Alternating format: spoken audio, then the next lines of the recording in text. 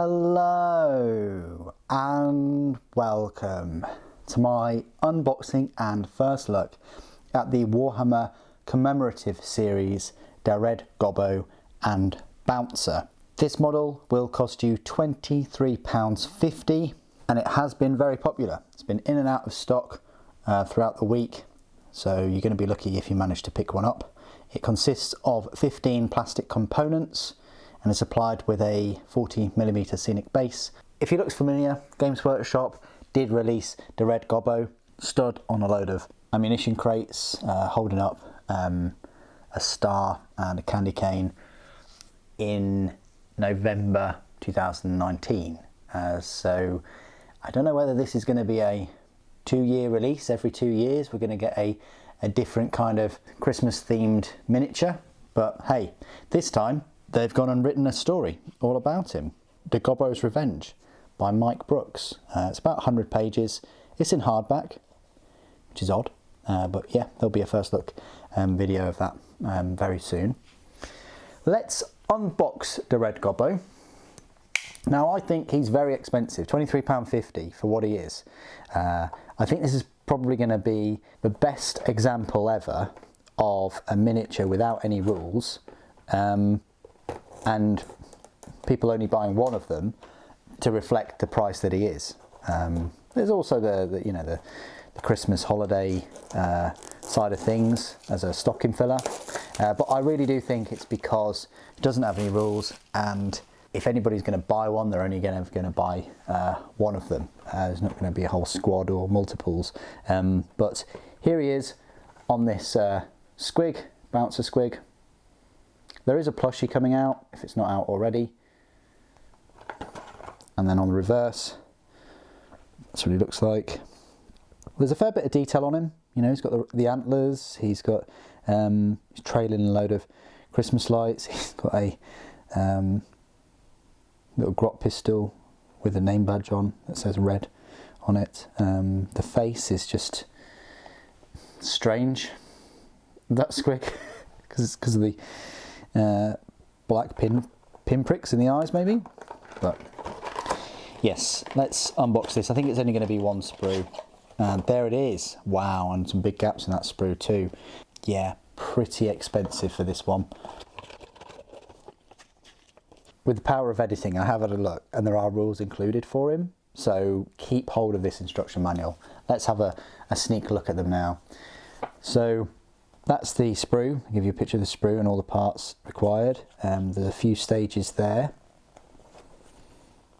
and there, and then these are the rules. So have a good look at them, have a good feast of those. Yeah, it's odd because they've included like the full rules for him, but not at the top. It's just odd, isn't it? But yeah, you got movement speed 10 inches, weapon skill 4+, ballistic skill 3+, as you'd imagine, strength 3, toughness 5, 5 wounds, 3 attacks, leadership 6, and a save of 4+. He's got a custom grot blaster, and you've got Bouncer's jaws, he's got stick bombs, he's got the Revolution, Red Gobbo, and pointy decorations. He's Orcs, Character, Cavalry, Gretchin, Squig, the Red Gobbo. The Red Gobbo HQ. So there you go. I'll go through more of his rules in his review once I've built him, but for now we can just put that to rest and say that he does have 40k rules in there, which is very odd. However, I think it's great because if Games Workshop do decide to release Gretchin on Bounca Squigs, they can. It just opens that avenue up. You've got Orc Boys on Squig Hogs and Squigosaurs. Why not have Gretchin on Bounca Squigs? Yes, come on, we want to see this. We want to see this. This is the sprue. You've got this big 40mm base here with a grenade and then some baubles.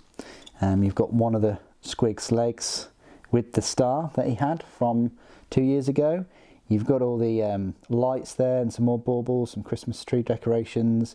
You have his head with this big beard and this star. Yep, okay, we can all draw some conclusions with that. And then you've got the grot blaster, and you will have to write a name tag on there. You've got the rest of the Squig's body with a bauble on his tail, and then you've got the very strange looking kind of face for the Squig. Got this, which I think is his part of his coat. That's his torso, and then he's holding like a candy cane firework, I'd want to call that. And then you've got the other leg of the Squig, a grenade in a pouch, and a bauble there as well. And they're all the pieces for the Red Gobbo for the Red Gobbo and Bounca Squig. For the Red Gobbo and Bouncer.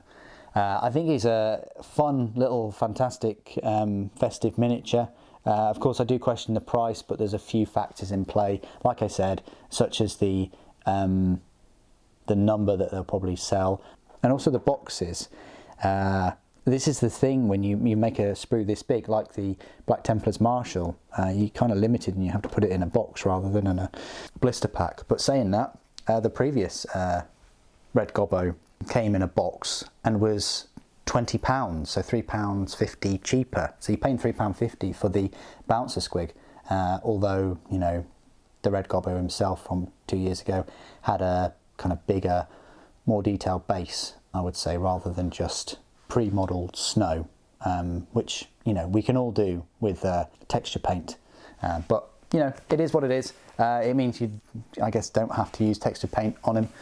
So there's that. What do you guys think of the Red Gobbo and Bouncer? Please do put your thoughts and opinions down in the comments below, as always. Thank you ever so much for joining me today. Thank you for watching. For Gork and Mork.